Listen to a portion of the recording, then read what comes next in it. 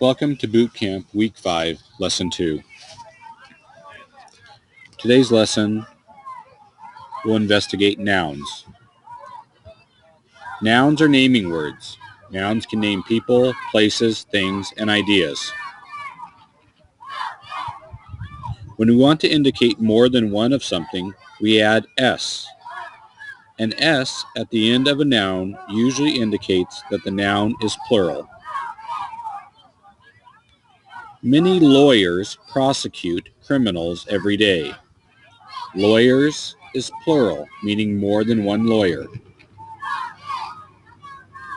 The courtrooms are busy morning to afternoon. Courtrooms is plural, indicated by the S at the end of the word courtroom. This indicates many courtrooms. City, state, and federal laws are upheld. Do you see the plural word, the plural noun in this sentence? If you said laws, you are correct. Laws meaning more than one law. Justice prevails. Justice is one, a single or singular idea. To recap, we've said that nouns can name people, places, things, and ideas. Lawyers is a person. Courtrooms is a place. Laws are things. And the idea, in this case, is justice.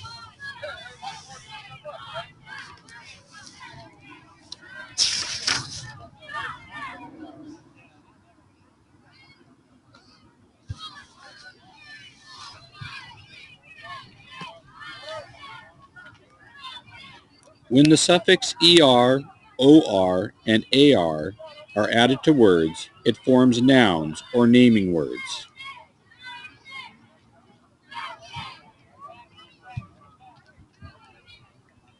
As in this case, a lawyer is someone who upholds the law by prosecuting criminals. Adding er to law indicates that this is a person. A lawyer is someone who upholds the law by prosecuting criminals. The lawyer prosecutes.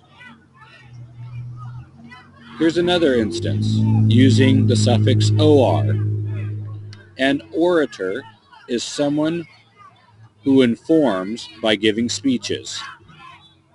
Or is added to the end of orat, making it a person or an orator.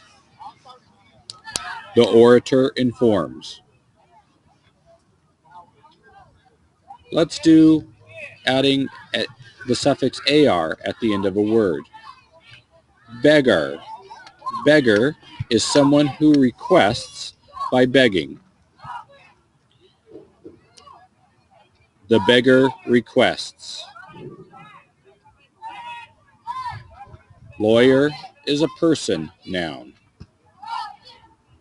Orator is a person noun. And beggar is a person noun. Remember, a noun can be a person, place, thing, or idea.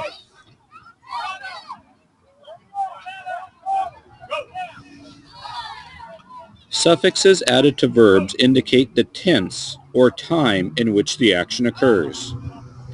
The word tense is the Latin word for time. When we indicate time, I might use the word tense. Verbs tell what someone or something is doing. Adding s to the end of a word indicates an action that is presently happening. The tenor entertains.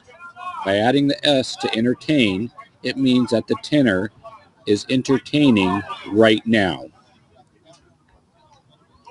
Adding ing as the suffix indicates an action is occurring. The tenor is entertaining. That is happening right now. Adding the suffix ed to a verb indicates an action that has already happened.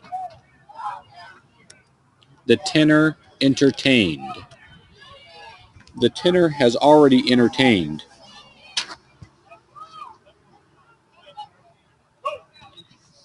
The action verb is entertain. The action word is entertain. And the action word is entertained. If you remember back to lesson 1, we talked about classifying word sums. Here, we're going to do the same thing. At this time, you'll pause the video and go ahead and create your word sum, your word matrix sums. First word you should have created is edits. Next, editing. Next, edited. We also have editor, editors, edition,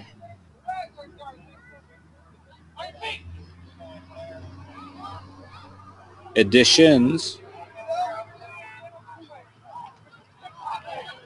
editorial, and editorials.